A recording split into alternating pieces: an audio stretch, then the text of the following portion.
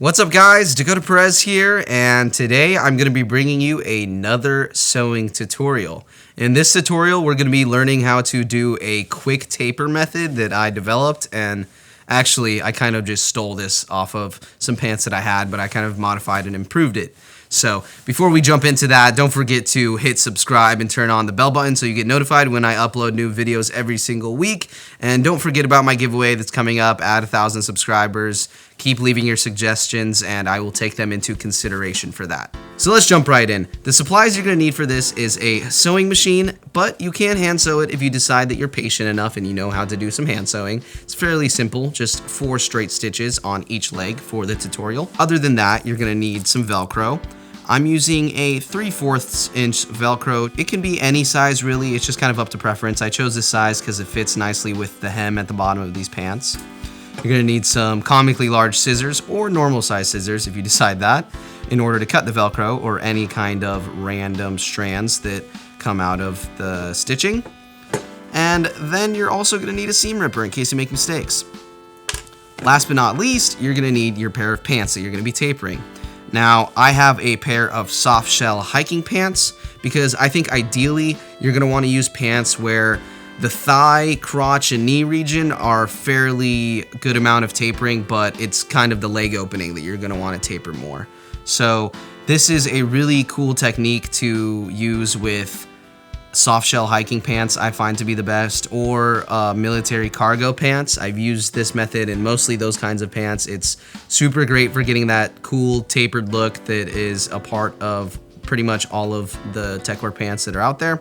And I particularly really like these REI pants because they're wind resistant and water resistant, and they're stretchy. They got like a 4-way stretch. It's a lot like shoulder, honestly. I actually used one of these pants in a different colorway in one of my other videos. It's called the acronym P10 Alternatives. Check that out if you haven't already. Essentially what this tutorial is doing is attaching what already exists on these pants at the bottom.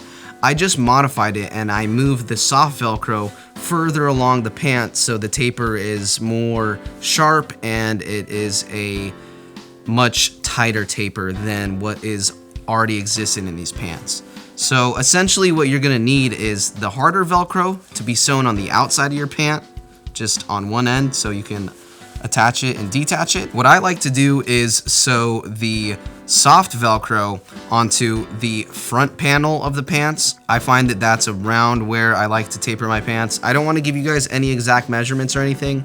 What I recommend doing is just putting on the pants that you're trying to taper, grabbing the outside of the leg, either on the left or the right hand side, and then wrapping that around to the front of your pants and see where exactly it lies. And that's about where you want to put the Velcro. Now, if you are not exactly sure or it's kind of hard to gauge, then you can just use a longer piece of Velcro and just sew it along the entirety of the bottom of the pants.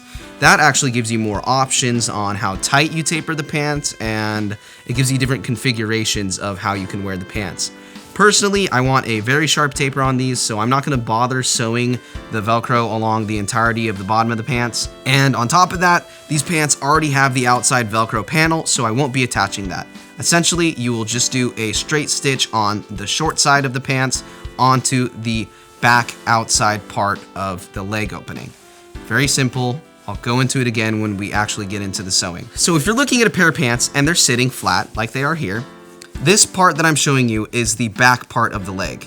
This is going to be the outside of the leg here. So essentially when you do close it, it's going to close like this, and the opposite side is where I will be doing the Velcro. So it'll close and tighten like that, and then you see the taper is very, very sharp and you have more control of how much you want the leg to open.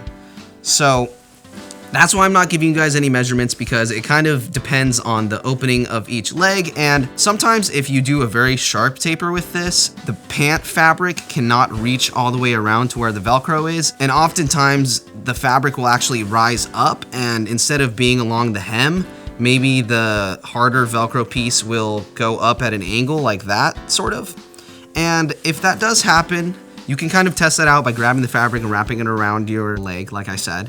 And if that does happen, then you want to take that into account and maybe mark your pants there and sew on the Velcro piece at an angle. I have a few pants where I've sewn it on at an angle, but I know that these pants, I will not need to do that, so I won't be sewing it at an angle. I will just be sewing it along the bottom of the hem. So keep that in mind. That is something that I found to be a little hiccup that happens when you do this kind of tapering method. Ideally, like I said, in a best case scenario, you're gonna wanna put Velcro all along the bottom of the pants. But for time's sakes, and just because I'm so familiar with this and the exact pants I have, I do not feel that that is necessary, and the particular taper that I'm looking for, I will only need about a 2-inch strip. So you're gonna need to take your scissors and cut out 2 inches of Velcro. Right here, I have the Velcro attached to one another, so the hard and the soft side. Even though I'm not using the hard side, I'm just doing this to show you, it's easier to put the Velcro together and then cut it so it's an equal length. And I will be using the 2 soft sides today to attach onto my pants, and then the hard sides I will just be keeping for other projects. But if you do not have some kind of Velcro thing at the bottom of your pants, so let's say you're not using a soft shell hiking pant, which are the pants that often have these, then you're gonna keep the hard Velcro piece and you're going to sew it onto the pant essentially just like this on the bottom. Without further ado, let's get right into the sewing. It's very quick, very easy, and you can do it by hand if you decide to. So one final iteration, just so you kind of understand the configuration of where the Velcro goes. I am holding up the right leg of my pants, and this panel here that you're looking at is actually the back of the pants. So this side is the front, this is the back.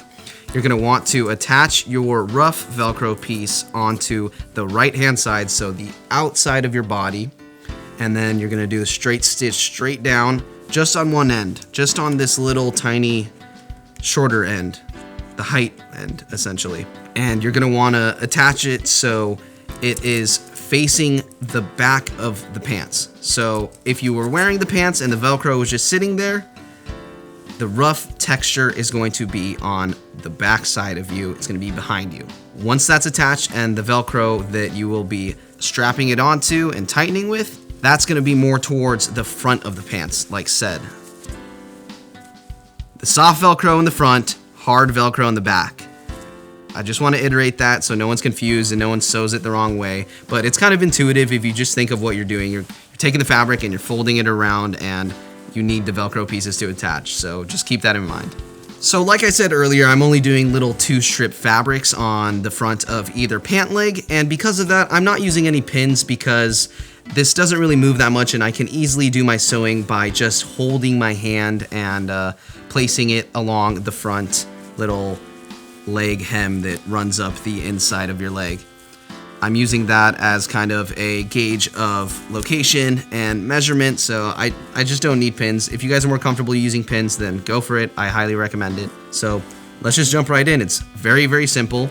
You are essentially just sewing along the top, the side, bottom, and the other side. You're also going to start with a back stitch and end with a back stitch. I like to start with the height side, the shorter side, just because it's less sewing, and then it also kind of helps with keeping that Velcro in place. So right now I'm doing the right leg, and you just want to put it into your sewing machine, like I said, and do a back stitch essentially. So like I said, starting with a back stitch, and I'm going to end with a back stitch as well. One side done. If you want, you can raise and rotate it and keep it as one stitch, but I kind of like to take it out and then start with a new stitch on every single side. And in the end, you can use your seam ripper or your scissors to get rid of this extra thread that's left over from each stitch. Now onto one of the lengths ways, we're gonna go along the top part of this Velcro, sew down it. It's very, very simple, just 4 straight stitches each leg. I'm telling you, this is a very fast thing to do in real life, and it allows you to have an instant, quick tapering method. It's awesome.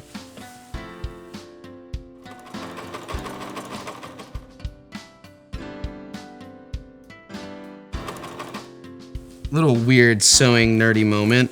When I first started sewing, I didn't have a sewing machine that had that little side blade that is here to cut the thread. which it changed my life when I started using sewing machines that had that, because before I had to use little scissors, and it's still better to use those little scissors because there's more control, but it's very convenient when you're detaching whatever piece of clothing that you are doing your alteration to. Anyone out there who has used a sewing machine without that, you can understand. So now this is the final strip of the Velcro that we will be sewing down. Don't forget the back stitch in the beginning and the end of it. The back stitch is when you essentially stitch back over where you had just done a few stitches, and it kind of ensures that the thread doesn't undo itself essentially.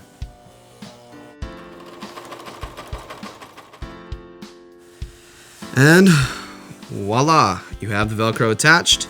Now get rid of any excess threads. Now for the left leg, the rough Velcro will be on the left side, and the soft Velcro I will be putting on the front panel of the pants. And that way, when you wrap it completely around like this and taper it, boom, it attaches. Same thing as before, start and end with back stitches. You know the drill. I'm gonna finish this up, and then you guys can see the results on me wearing these pants and seeing how you can basically change how much you're tapering it.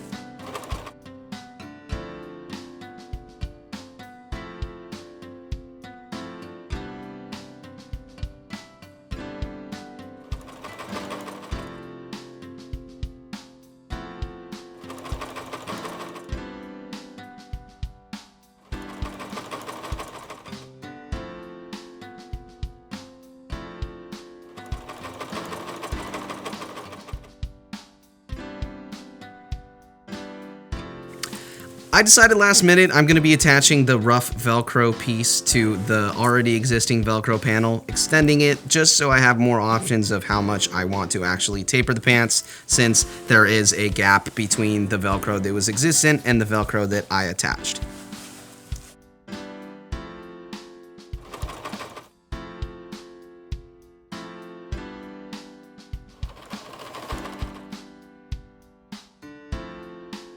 Now that you're done sewing, you can remove all the excess threads and throw on the pants. So as you can see, base level, these pants are pretty baggy at the bottom, super loose. This is because it is to account for wearing boots if you're hiking. But if you are a gaming, computer working weeb like me, then you definitely do not need that feature. Instead, you're probably going to want to taper it and have it look a little bit more tech ninja. When you taper it, it actually gets a really nice look to it, and that is kind of why I threw these pants into that whole P10 alternative video. They have articulation, it's got a sharp taper now with this kind of attachment system that I have come up with, as in I modified the already existing one that was in it. But I really like this look. It's super cool, and it gives you a lot of different configurations of how wide you can wear the pants depending on what clothes you have on and what shoes and etc. I hope you guys enjoyed this sewing tutorial, and I hope it was comprehensible for you to actually understand how to go about doing it. Let me know if you're interested in seeing more sewing tutorials like this in the future. I will be doing a lot more complicated ones, from DIY, whatever you want. Bags, accessories, homemade clothes, whatever. I have my sewing machine back from the shop now, and it is up and running, so look for more of those videos in the future. If you enjoyed this video, drop a like. Do not forget to turn on the bell button and subscribe so you get notified every time I do upload a video. And also, don't forget about the giveaway coming up, so leave your suggestions like I said earlier. Until next time, stay Gucci.